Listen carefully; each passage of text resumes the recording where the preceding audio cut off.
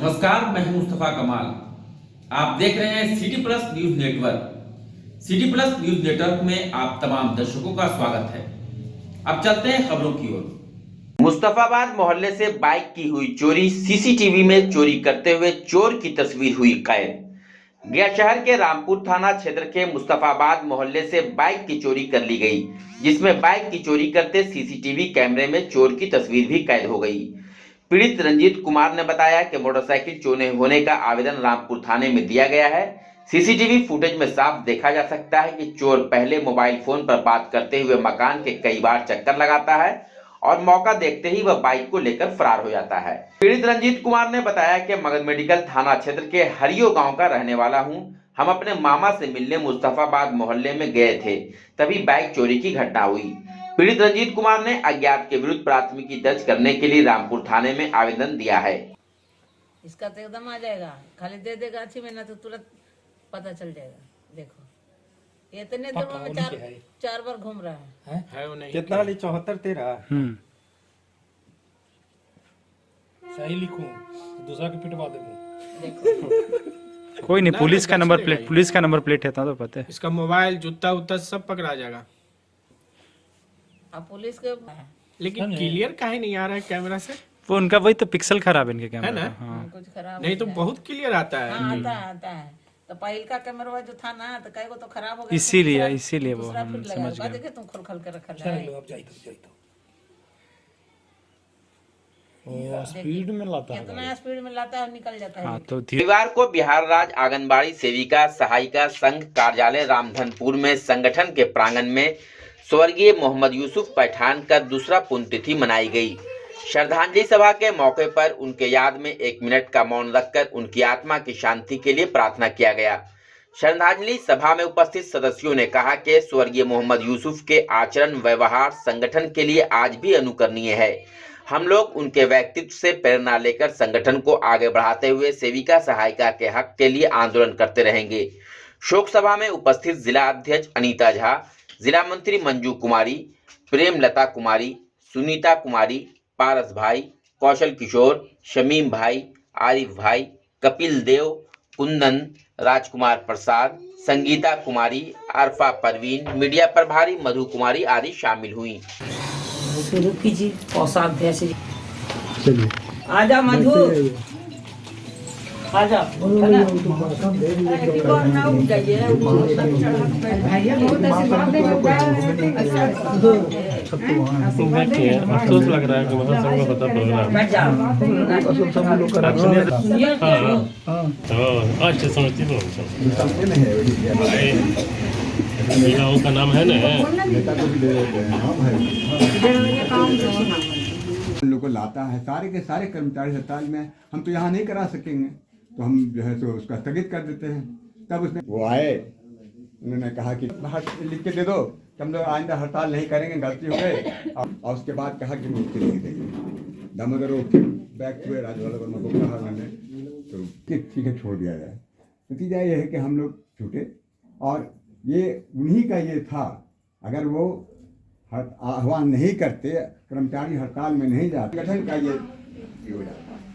ये शक्ति थी उनमें और उनको हम लोग ने अब और जिस तरह से उन्होंने आंगनवाड़ी सेविका सहायिका बहनों के साथ, हम लोग तो आपके साथ दिल्ली भी गए थे, विशु भाई भी थे उस ट्रेन में, हम लोग सब वहाँ से।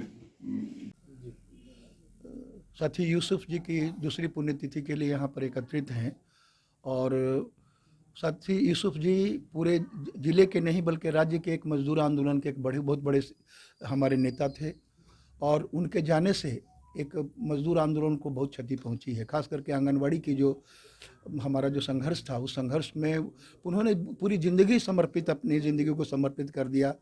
खराब स्वास्थ्य के बावजूद भी ऑपरेशन उन्होंने करवाया, हार्ट का ऑपरेशन हुआ, लेकिन फिर भी आंगनवाड़ी बहनों के संघर्ष को उन्होंने मुकाम पर पहुंचाने के लिए कोशिश करते रहे और उनकी दुर्भाग्यपूर्ण उनकी एक मौत हो गई, हमारे बीच में नहीं है।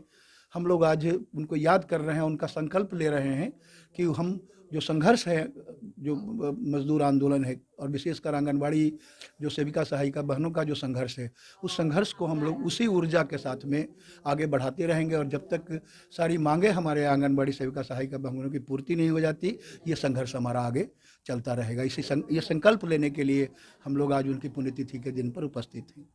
पारसनाथ सिंह, यहाँ पर हम ट्रेड यूनियन कोऑर्डिनेशन कमेटी के संयोजक। दूसरी पुण्यतिथि है आज हमारी शुभ का, और हम लोग उनको याद किए और उनके ही जीवन शैली पे जैसे वो रास्ते पे बताए हैं उसी पे हम लोग भी चलेंगे और उनकी जो अरमान थी हम लोग मंजिल तक पहुंचाएंगे। मेरा नाम मधु कुमारी। भाकपा माले का गया जिला स्तरीय कार्यकर्ता कन्वेंशन गया के बागीचा द पार्टी लॉन में संपन्न हुआ। फांसीवाद मिटाओ, लोकतंत्र बचाओ, शहीदों के सपनों का भारत बनाओ के केंद्रीय नारे के साथ आयोजित इस कन्वेंशन में पार्टी के नेतृत्वकर्ता कार्यकर्ताओं ने शिरकत की। कन्वेंशन की शुरुआत प्रखंड सचिव और जन संगठन के नेताओं के द्वारा अब तक हुई प्रगति की रिपोर्ट के साथ हुई। आगामी 15 से 20 फरवरी को पटना में आयोजित होने वाले भाकपा माले के 11वें महाधिवेशन और गांधी मैदान में 15 फरवरी को लोकतंत्र बचाओ देश बचाओ रैली की तैयारी को लेकर आयोजित इस कन्वेंशन को मुख्य वक्ता के बतौर पार्टी पोलित ब्यूरो सदस्य सह मगध जोन प्रभारी कॉमरेड अमर ने संबोधित किया। कॉमरेड अमर ने अपने संबोधन में कहा कि देश के लोगों को केंद्र की मोदी सरकार से गहरी निराशा मिली है। हर मोर्चे पर यह सरकार फेल रही है। रोजगार के नाम पर नौजवानों को छला गया। किसानों की आय दुगना करने का वादा भी जुमला साबित हुआ। मौके पर जिला सचिव निरंजन कुमार ने कन्वेंशन को संबोधित करते हुए कहा कि आज देश एक अभूतपूर्व संकट से गुजर रहा है।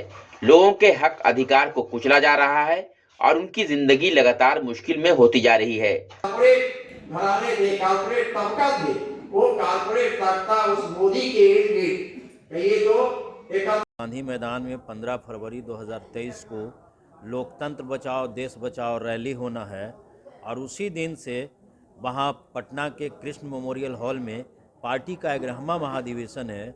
उसकी एक बड़ी तैयारी के लिए एक कार्यकर्ताओं को इसमें लगने के आह्वान के लिए आज का ये कार्यकर्ता कन्वेंशन संपन्न हुआ।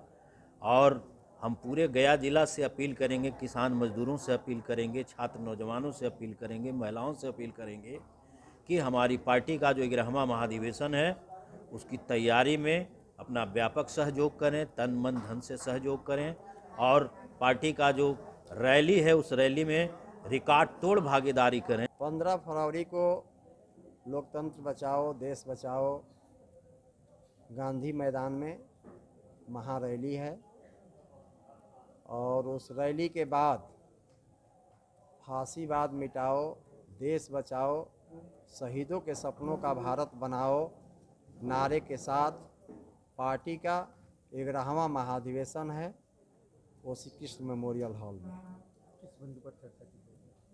जिसमें देश की पूरी राजनीतिक परिस्थिति के बारे में, जिस तरह से देश के अंदर संविधान का खतरा है, लोकतंत्र का खतरा है, इन सवालों पर पूरी पार्टी इस पर विचार विमर्श करेगी और लोकतंत्र बचाने के लिए आगे बढ़ेगी, संविधान को बचाने के लिए आगे बढ़ेगी। और आप देख रहे हैं कि देश के अंदर जो स्थिति बनी हुई है, देश के अंदर महंगाई, बेरोजगारी, शिक्षा, स्वास्थ्य का सवाल एक अहम सवाल बना हुआ है।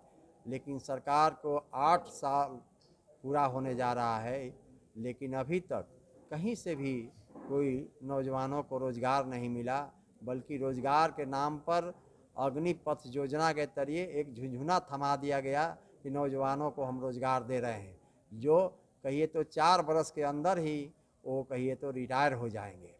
तो ये कहिए तो सरकार के बहुत कहिए तो यहाँ जनता के प्रति नाइंसाफ़ी कर रही है और यहाँ उल्टे कॉरपोरेट जगतों को पूरी तरह से जो भी सार्वजनिक संपत्तियाँ हैं देश के अंदर, उस सार्वजनिक संपत्ति को कहिए तो उसके हवाले कर रही है। तो पूरी तरह से ये भाजपा की सरकार कॉरपोरेट सरकार है और कॉरपोरेटों के लिए ही ये पूरा काम कर रही है।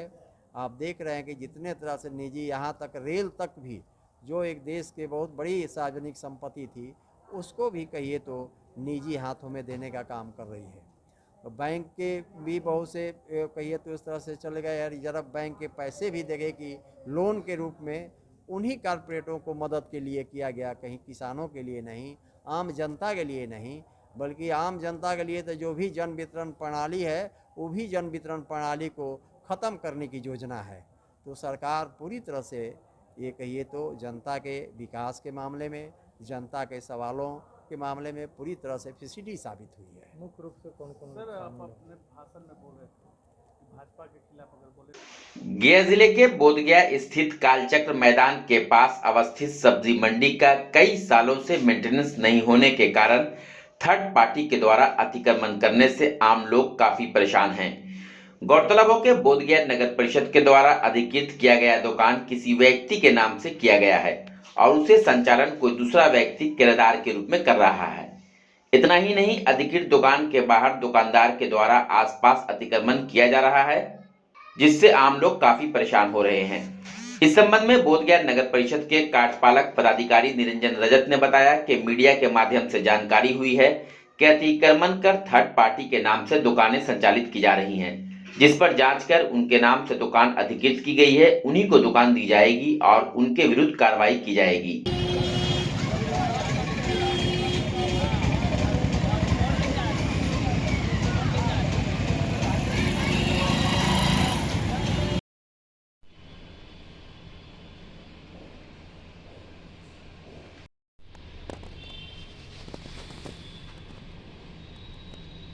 सप्तम जो आपने बात बताई, पूर्व के क्रियाकलाप जो भी हुए हैं ऑफिस के द्वारा तो उचित है, किया जाना है। जो अभी आपके द्वारा मुझे जो जानकारी प्राप्त हो रही है कि दूसरे के नाम से भी आवंटन है, इंक्रोचमेंट करके गोडाउन बनाया गया है, वो उचित नहीं है। और यदि ऐसी बातें हैं तो उसकी जांच कर जो भी आवश्यक कार्रवाई होगी आवश्यक कार्रवाई की जाएगी और संबंधित से जिसको जो दुकान अलॉट हुआ है उसी दुकान पे रहेंगे। और जो व्यक्ति को दुकान आवंटित किया गया वह दुकान किसी और को दिया गया है, वो दे दिया है या मतलब किसी तरह से अधिग्रहण अपने हिस्से में किया है, वह व्यक्ति ऑलरेडी बीटीएमसी या किसी भी सरकारी संस्थान में वो कार्यरत भी है, मतलब किसी रूप में कार्यरत हो, वहाँ का भी लाभ उठाना। दूसरी बात है कि दूसरे के द्वारा आवंटन जो किया गया वो अपने हक में रखना और अधिग्रहण करना कहीं ना कहीं ये लगता है। जिसको लेकर एफआईआर की मतलब आदेश था, लेकिन उस आदेश का भी पालन नहीं किया गया। जो पिछले अधिकारी थे उनका आदेश था कि जांच होनी चाहिए, साथ साथ इनका अनुपालन होना चाहिए, लेकिन वो भी नहीं हुआ। बीच में चुनाव भी होगा, लेकिन आप पे अब हैं तो इस पर आप आगे का क्या प्रतिक्रिया क्या होगा इसको लेकर? आगे जैसी बात आप बता रहे हैं कि दूसरे के नाम से अलॉट हुआ है, वो सभी जांच कराई जाएगी मेरे द्वारा विद इन वीक। और यदि ऐसा पाया जाता है तो फिर जो है पुनः एफआईआर यदि नहीं हुआ है या जो भी कानूनी प्रक्रिया है कानूनी कार्रवाई करने का मेरे द्वारा किया जाएगा। सर, तो वो जो दुकान चल रहा है तो उससे अभी तक क्या आपके जानकारी में है कितना रेवेन्यू आ रहा है, क्या आ रहा है, नहीं आ रहा है, या को उसको हैंडल कर रहे हैं, किनके द्वारा वो चलाया जा रहा है वो मार्केट? वो एक सब्जी मार्केट जो है वो है नगर परिषद की ही दुकानें हैं। नगर परिषद द्वारा ही उसका समुचित जो है एग्रीमेंट किया गया है 2013-14 में ही। टोटल 93 दुकानें हैं और वो नगर परिषद की ही दुकानें हैं।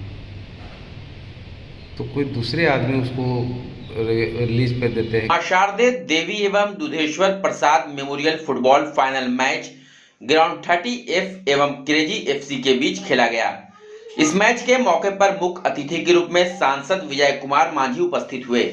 वहीं विशिष्ट अतिथि के रूप में मुरारी कुमार सिन्हा, वीरेंद्र प्रसाद, मुकेश आनंद, रमन सिन्हा, RK सिन्हा, पुरस्कर सिंह, अशोक कुमार सिंह, मसूद अख्तर भी शामिल हुए।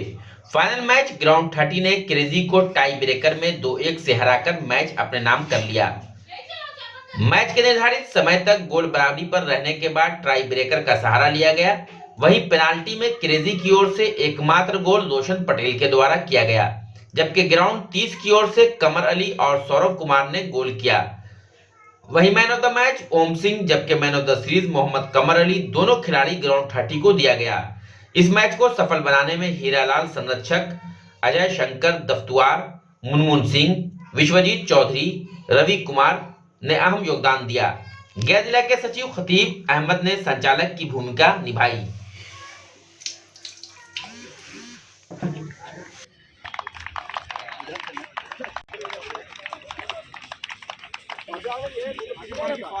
हम बोलो अपना नाम बोलना, अपना नाम बजाते रहो। Clapping please. खाली क्रेजी बोर्ड, खाली में दम नहीं है। अच्छा से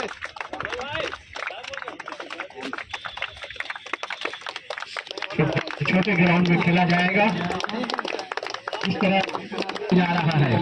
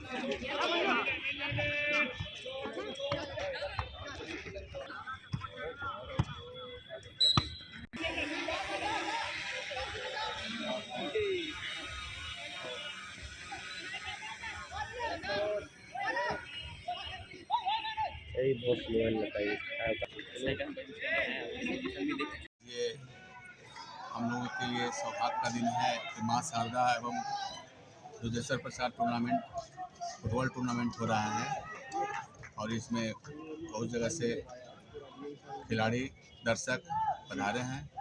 उनके मनोबल को बढ़ाने के लिए, उनको उत्साहित करने के लिए हम लोग भी आए हैं और ये अच्छा लग रहा है कि बराबर इस तरह का काम हो, अच्छा लगेगा। जी पैसे मुरारी कुमार सिन्हा, महामंत्री बिहार दस्तावेज निरीक्षक। आज माँ शारदा दुधेश्वर प्रसाद की याद में यह टूर्नामेंट खेला जा रहा है और टूर्नामेंट के लिए हम लोग यहाँ पर उपस्थित हुए हैं। खेल और खिलाड़ी प्रेमी सभी यहाँ पर एकत्रित हुए हैं और खेल को बढ़ावा देने के लिए हम लोग उत्साहित करने के लिए यहाँ पर एकत्रित हुए सभी प्लेयर को। आज देखते हैं कि देश विदेश में फुटबॉल का बहुत अच्छा डिमांड हो रहा है, उसी के तहत हम लोग यहाँ पर खेल को बढ़ावा देने के लिए। सर आज आप जहाँ पर एकमात्र स्टेडियम ही है, लेकिन इसकी स्थिति बहुत जर्जर लगता है। इसका जो स्टेडियम की स्थिति है ये तो हम लोग देख रहे हैं, लेकिन इसके लिए खेल मंत्रालय की तरफ से ये सब व्यवस्था होना चाहिए और उसी के तहत हम लोग इसको करवाने का प्रयास करेंगे। माँ शारदा दुधेश्वर प्रसाद मेमोरियल 7 टूर्नामेंट हो रहा है, फुटबॉल टूर्नामेंट, और ये मैं अपने माँ पिताजी के याद में करा रहा हूँ। और इसमें मेरे जो परम मित्र और भाई हैं मनमोहन सिन्हा और दोनों दा ने बहुत ही प्रेरित किया और मेरे पुत्र जो कि अपने शादी पे भी करना चाहते थे, तो इस फुटबॉल से मेरा बहुत पुराना लगाव है और ये टूर्नामेंट 18-12 से ही चालू है, जिसमें 18 टीमों ने भाग लिया था और आज जो है वो crazy football club versus ground 30 का फाइनल मैच हो रहा है। इसमें दोनों टीम पहुंची है। खिलाड़ियों को क्या संदेश देना चाहेंगे? खिलाड़ियों को संदेश देना चाहते हैं कि सो खेल भावना से खेलो और प्रगति की ओर बढ़ो, उसमें कोई बेमनस न रखो, बस यही हमारी कामना है। अपना परिचय दीजिएगा। अजय शंकर दफ्तुआर आयोजक है। गया में लाइव मर्डर का सीसीटीवी फुटेज आने के बाद एक्शन में एसएसपी आशीष भारती। तीसरा आरोपित गिरफ्तार। अन्य अपराधियों की गिरफ्तारी के लिए छापेमारी तेज। गया में लाइव मर्डर का सीसीटीवी फुटेज आने के बाद एसएसपी आशीष भारती एक्शन में दिख रहे हैं और सभी आरोपियों को पकड़ने के लिए ताबड़तोड़ छापेमारी की जा रही है। एसएसपी आशीष भारती ने एसपी के नेतृत्व में एक विशेष टीम गठित किया, जिसको लेकर अपराधियों को पकड़ने के लिए छापेमारी की जा रही है। छापेमारी के दौरान एक और अपराधी रोहित कुमार उर्फ मोस्ट को गिरफ्तार किया गया, जबकि 2 अभियुक्त के विरुद्ध आरोप पत्र समर्पित किया जा चुका है। दरअसल यह घटना कोतवाली थाना क्षेत्र के मोरिया घाट के पास की है, जिसमें पिछले 18 अगस्त को आधा दर्जन से ज्यादा रहे अपराधियों ने मोहम्मद फैजान नामक युवक को दिन दहाड़े गोली मारकर हत्या कर दी थी, जिसका सीसीटीवी फुटेज 4 महीने बाद अब सामने आया है। सीसीटीवी फुटेज मिलते ही गया के नए एसएसपी आशीष भारती ने सभी आरोपियों को गिरफ्तार करने के लिए छापेमारी तेज कर दी है। इस मामले में पीड़ित परिवार के द्वारा 14 लोगों पर मामला दर्ज कराया गया था, जिसमें 3 की गिरफ्तारी अब तक हो चुकी है। मृतक के पिता मोहम्मद परवेज ने बताया कि घटना 18 अगस्त को हुई थी, जहां सभी दोस्त एक साथ नदी में बैठकर क्रिकेट खेल रहे थे। तभी किसी बात को लेकर मामला बढ़ गया और देखते ही देखते उनके पुत्र को गोली मार दी गई। यह सीसीटीवी फुटेज अब सामने आया है। सीसीटीवी फुटेज गया के वरीय अधिकारी को दिया गया। इसमें अभी तक 1 की गिरफ्तारी पहले से हुई थी। हालांकि इस मामले में कोतवाली पुलिस के द्वारा कोई कार्रवाई नहीं की गई थी। कुल 14 लोगों पर मामला दर्ज हुआ था, लेकिन अब तक सभी फरार हैं। वहीं गया के नए एसएसपी बने आशीष भारती ने सीसीटीवी फुटेज को देखने के बाद एक्शन में आ गए और त्वरित कार्रवाई के लिए एसपी के निर्देशन में एक विशेष टीम गठित किया, जिसके आधार पर आज तीसरे आरोपी को गिरफ्तार किया गया। शेष आरोपियों की गिरफ्तारी के लिए छापेमारी की जा रही है। जल्द ही सभी की गिरफ्तारी कर ली जाएगी।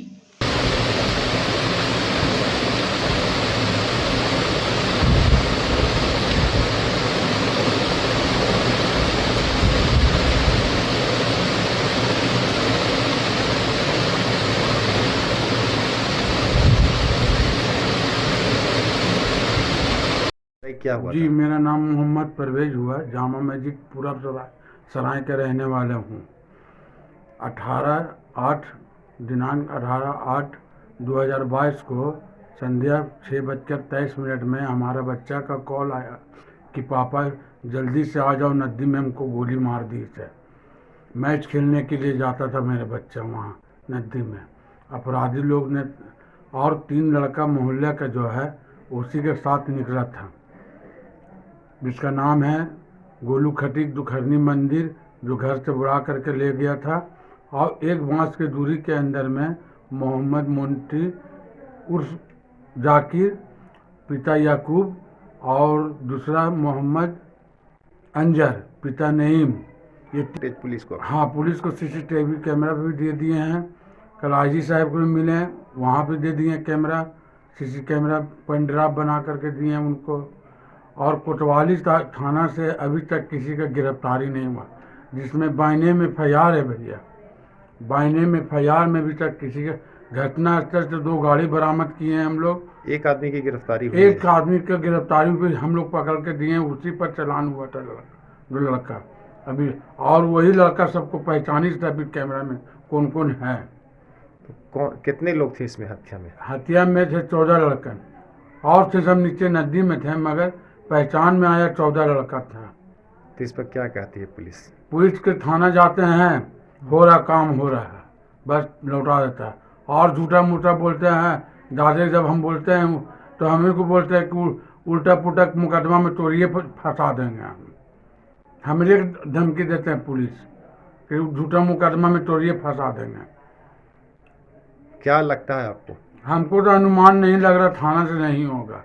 इसमें ऊंचा अधिकारी जो DSP रेंज के हैं वो जांच करें और गिरफ्तारी गठन बनावे, तब इसमें गिरफ्तारी होगा।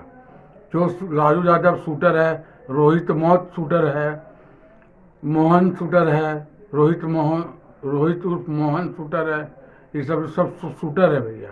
क्यों मारा था? क्या कारण था? कोई कारण नहीं था। दिन में लड़ाई मैच में हुआ था, बच्चा हमारा मैच की तरफ से बदकुचन की, और फिर खेलना शुरू कर दी। हमको कॉल आया कि लड़ाई झगड़ा हुआ था। हम बच्चा से कॉल पर बातचीत किए हैं। बच्चा बोले कि ना पापा सब मैनेज हो गया, लड़ाई झगड़ा। वो लोग चला गया, वो लोग ऊपर का लड़कन था, सब चला गया।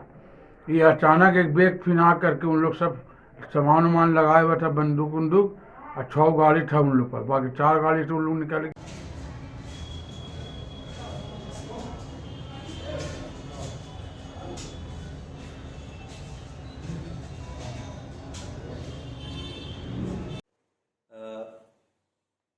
जिला के कोतवाली थाना अंतर्गत दिनांक 18 अगस्त 2022 को किरानी घाट पुल के नज़दीक बिंदेश्वरी घाट के पास मोहम्मद फैज़ान की हत्या की घटना घटित हुई थी, जिसके संबंध में कोतवाली थाना कांड संख्या 511/22 दर्ज किया गया था।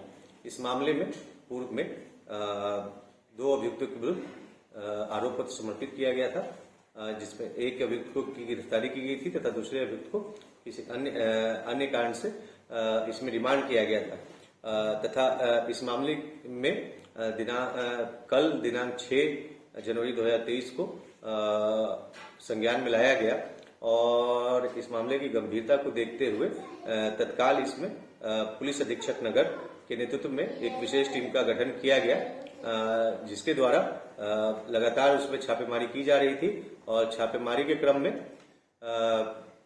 आज एक व्यक्ति की गिरफ्तारी की गई है, जिसका नाम है रोहित कुमार उर्फ मौत उर्फ मोस्ट। उसकी गिरफ्तारी की गई है। इस प्रकार से अभी तक इसमें कुल 3 अपराध कर्मियों के विरुद्ध कार्रवाई की गई है, जिसमें अभिषेक कुमार, रोहित कुमार तथा तीसरा अभियुक्त जिसकी गिरफ्तारी की गई है उसका भी नाम रोहित कुमार उर्फ मौत उर्फ मोस्ट है। शेष बचे अन्य अभियुक्तों की गिरफ्तारी के लिए भी लगातार प्रयास जारी है, जल्दी उनको भी गिरफ्तार कर लिया जाएगा। रेड क्रॉस के चेयरमैन उपेंद्र नारायण सिंह ने अपने निजी राशि से रेड क्रॉस को मुहैया कराया एक एम्बुलेंस। रेड क्रॉस में एक एम्बुलेंस की आवश्यकता सालों से थी, लेकिन कई समाज सेवियों के द्वारा एक एम्बुलेंस की मांग की गई थी, जबकि कहीं से रेड क्रॉस के लिए एम्बुलेंस नहीं मिला। इसे देखते हुए रेड क्रॉस के चेयरमैन उपेंद्र नारायण सिंह ने खुद अपनी निजी राशि से रेड क्रॉस को एक नया एम्बुलेंस मुहैया कराया, जिसका शुभारंभ उपेंद्र नारायण सिंह ने विधिवत आम जनता की सेवा में समर्पित किया। वहीं अब उनकी सराहना की जा रही है। मौके पर कई समाजसेवी व डॉक्टर भी उपस्थित हुए। गौरतलब हो कि रेड क्रॉस का पूर्व का एम्बुलेंस काफी खराब हो चुका था और चलने योग्य नहीं था, जिसको लेकर एक एम्बुलेंस की आवश्यकता थी, जो अब पूरी हो गई है। गया में ऑटो में तहखाना बनाकर ले जा रहे थे शराब तस्कर को पुलिस ने गिरफ्तार कर लिया। तहखाने से 150 बोतल विदेशी शराब भी पुलिस ने किया बरामद।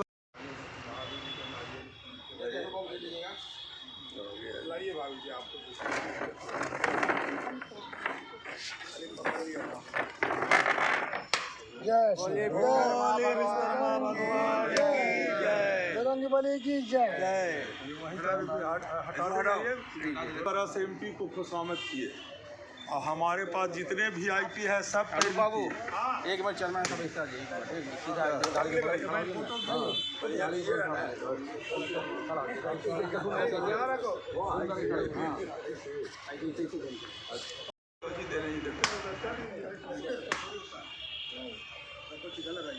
राम सरेग बाबू आइए, कुछ मामले गेस्ट है भाई,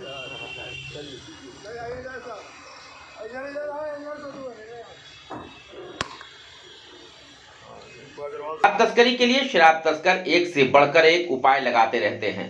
इसी क्रम में ऑटो में तहखाना बनाकर भारी मात्रा में शराब ले जा रहे शराब तस्कर को पुलिस ने गिरफ्तार कर लिया। शराब तस्कर पुलिस को चकमा देने के लिए ऑटो में किसी भी यात्री को नहीं बैठाया और ऑटो के पायदान के नीचे तहखाना बनाकर शराब की तस्करी कर रहे थे।